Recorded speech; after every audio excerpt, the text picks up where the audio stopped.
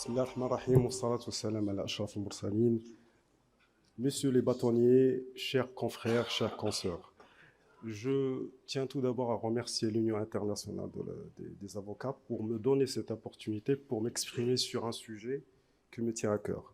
Je remercie Monsieur le bâtonnier de Tanger pour la bonne réception et pour l'accueil. Et Monsieur le bâtonnier de Casablanca, bien entendu, pour la modération. Merci infiniment, monsieur. نقيب درويش. تمام. نقيب درويش هو نقيب الأجيال بالنسبة لنا احنا في الدار البيضاء، ونقيب الأجيال.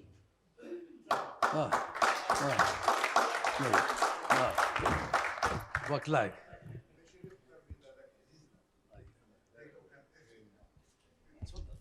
شكرا جزيلا.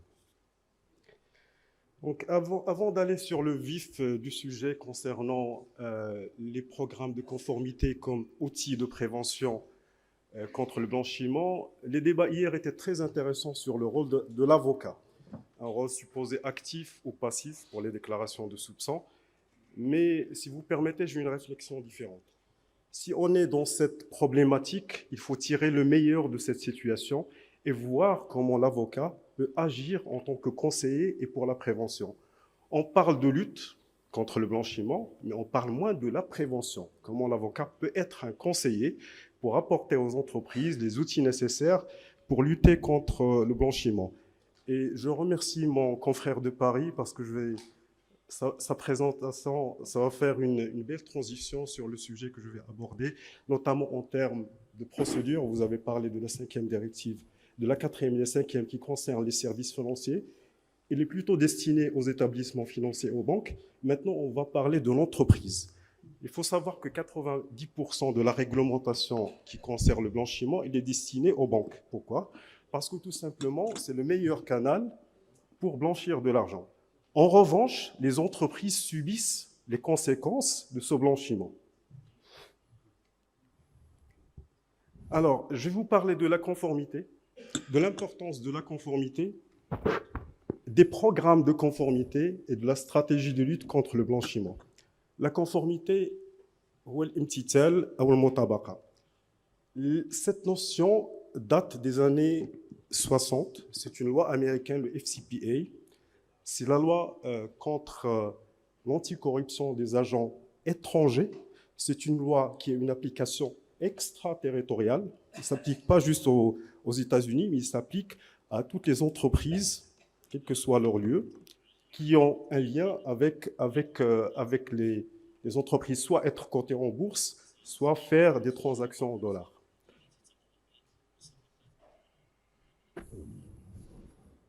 Alors, la définition, on était tous à notre première année de droit et on nous apprenait la distinction entre la règle de droit, les principes et l'éthique.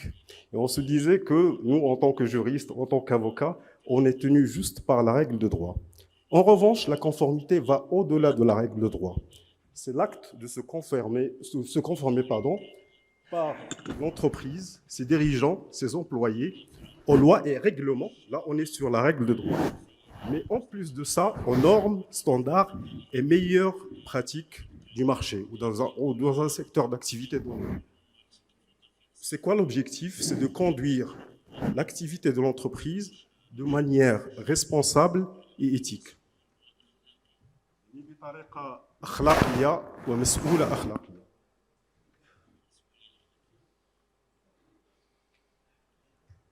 L'importance de la conformité. Alors, on a souvent du mal à convaincre les dirigeants d'entreprise pour mettre en place un programme de conformité. Il faut dire que la plupart des programmes de conformité étaient implémentés suite à des scandales ou des condamnations.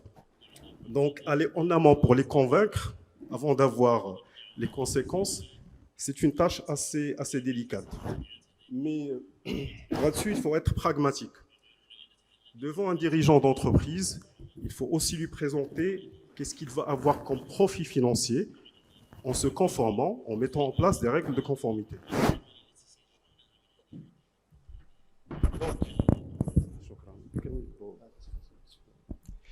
Alors, la conformité permet une gestion préventive et détective des risques. Pas que des risques de blanchiment, mais des risques de corruption aussi. C'est une approche proactive par rapport aux changements et aux innovations sectorielles. Et je vais expliquer en détail comment on fait ça.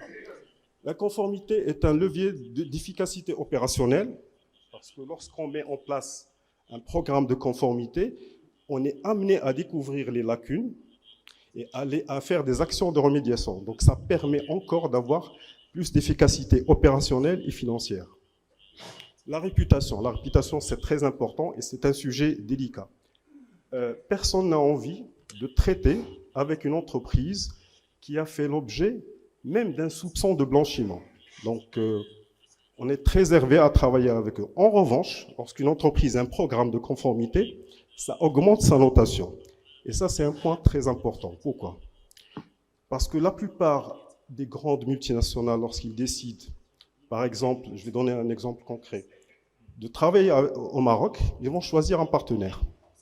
Ce partenaire, il y a un certain nombre de critères. Les critères classiques, c'est quoi? C'est l'expérience, la marge qu'ils vont dégager avec lui, etc., sur un marché donné. En revanche, ce qui est nouveau, c'est que les entreprises, surtout les multinationales, commencent à ajouter un autre critère. Est-ce qu'il a un programme de conformité? Est-ce qu'il a des procédures, etc. Parce que leur réputation sera associée à ce partenaire. Donc, s'il est impliqué dans un cas de blanchiment, forcément, leur réputation sera impactée.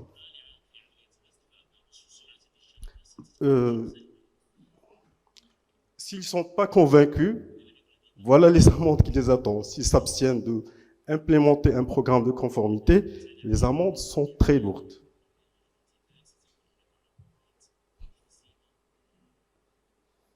Alors là, on va parler des programmes de conformité et comment on l'implémente au sein des sociétés. Tout d'abord, il faut un engagement de la direction. S'ils ne sont pas convaincus de l'implémenter, là, on n'aura pas le soutien et l'engagement nécessaires. La deuxième, c'est la cartographie des risques. C'est quoi? On regarde toutes les activités de l'entreprise, leur process interne, et on voit c'est quoi les risques, par exemple, par rapport au blanchiment. Et par rapport à ça, on instaure un code éthique que les entreprises, les dirigeants et les employés doivent suivre, et on implémente des procédures que chaque employé doit suivre. Bien entendu, il faut de la formation et de la sensibilisation. Vous avez parlé tout à l'heure de ça aussi comme un élément très déterminant pour la mise en place des programmes de conformité. La surveillance, le contrôle et le dispositif de signalement éthique. Ça veut dire quoi? Le dispositif d'alerte professionnelle ou signalement éthique ont mis en place une ligne, une adresse mail qui permet à chaque employé, lorsqu'il détecte un risque, de le reporter à l'entreprise. Bien entendu, avec l'assurance et les garanties qu'il ne va pas subir des représailles par rapport à ça. Bien sûr, lorsqu'on détecte des carences, on instaure des actions de remédiation et d'amélioration. Alors, pour les programmes de conformité, c'est quoi les stratégies qu'on met en place? Je vais vous donner juste quelques exemples, parce que ça dépend de l'entreprise, son activité, son schéma opérationnel, etc.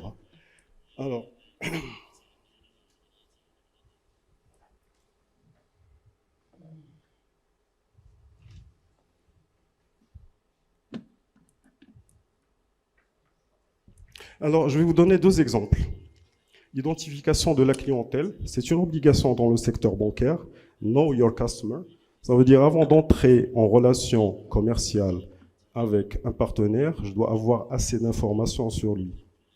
Notamment, vous avez aussi parlé des personnalités politiquement exposées. Identifier s'il s'agit d'une personnalité politiquement exposée. Chercher le bénéficiaire effectif, parce que parfois, on a en face une société, mais le vrai actionnaire, ou le bénéficiaire effectif, c'est pas cette société. On pourra trouver une cascade de plusieurs sociétés avant de connaître avec qui on va contracter. Les mesures de gestion de risque. Une fois que que j'ai fait mes due diligence sur le partenaire, j'ai identifié s'il s'agit d'un PPE et son bénéficiaire effectif. Tout cela, je le reflète au niveau de la documentation contractuelle, l'acte. Maintenant, je peux mettre en place une clause de changement de contrôle. S'il y a un changement d'actionnaire, je peux dire que je ne souhaite pas travailler avec le nouveau actionnaire, par exemple. Le deuxième risque, c'est les risques de transaction. Et je vais donner un exemple très concret. Par exemple, je travaille avec un partenaire. Lors de l'entrée en relation, il est situé dans un pays, peu importe, à l'étranger, et ces paiements, je dois m'assurer qu'il les fasse d'un compte bien précisé au départ. Je dois savoir l'origine de l'argent. Pourquoi?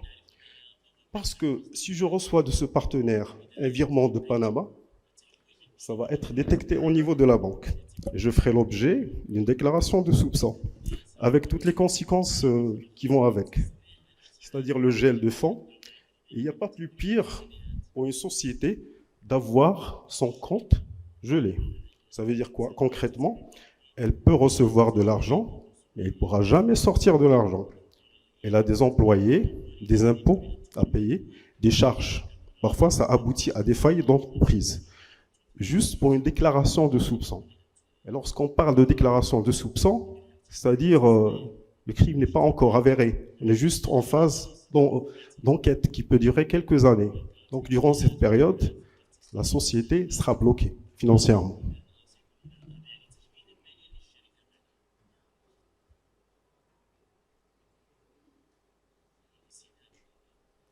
Là c'est un détail par rapport au risque partenaire. Ces informations sont disponibles.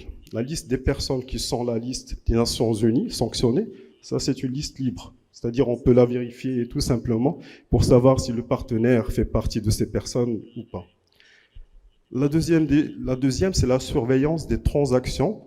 Là aussi, il faut voir ces transactions sont faites avec qui, la société mère elle est située qui, située où, pardon, etc.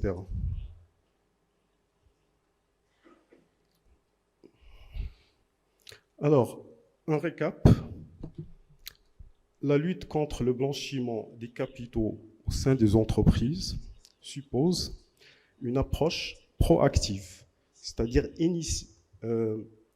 anticiper le risque et ne pas attendre de tomber sur un cas de blanchiment, une transaction suspicieuse pour commencer à trouver des solutions. Il faut aussi être très flexible par rapport aux mesures à prendre. Et là, pour être concret, c'est quoi le rôle de l'avocat dans tout ça, pour être pragmatique? Nous, en tant qu'avocat, on sera toujours consulté par un client qui a fait son évaluation de risque de partenaire et qui viendra vous dire, écoutez, j'ai un client, voilà le risque, et j'ai besoin d'un contrat qui couvre tous ces risques. Donc, c'est notre rôle par rapport à ça. Et c'est un rôle de prévention.